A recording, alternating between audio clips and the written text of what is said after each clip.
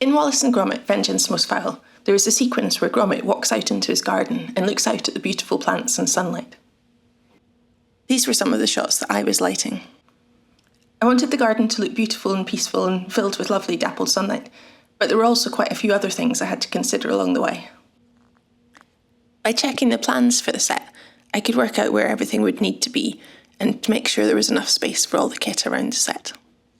I knew that later on in the sequence there was going to be a great big crate delivered to the garden, and in the script it casts a dark shadow over Gromit. By working out the positions of the characters, I could work out where I needed my key light to be, and Sally was able to get it into place as Jade began to set up the camera.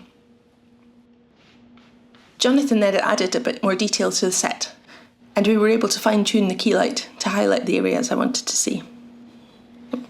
We added some fill boards and some flags to give the lighting more shape.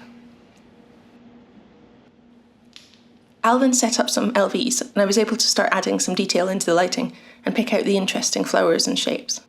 I was also now able to start lighting Gromit.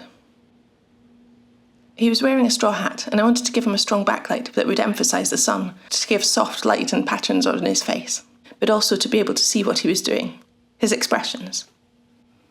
It was then over to Andy to bring him to life. We were fortunate with this sequence to be lighting both sides of the sequence at the same time. While we were setting up for this shot, we were also setting up for Gromit's point of view. This was the shot where we would get to see the garden he loved so much. I needed to keep the continuity of the lighting for the crate arriving later, so I did need to keep the key light to the front, but I also wanted to add detail and enhance all the flowers he was so proud of.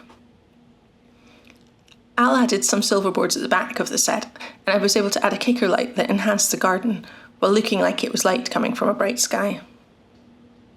Joe was able to start setting up the camera, while the set dressers added the finishing touches, including the wall at the front of the garden.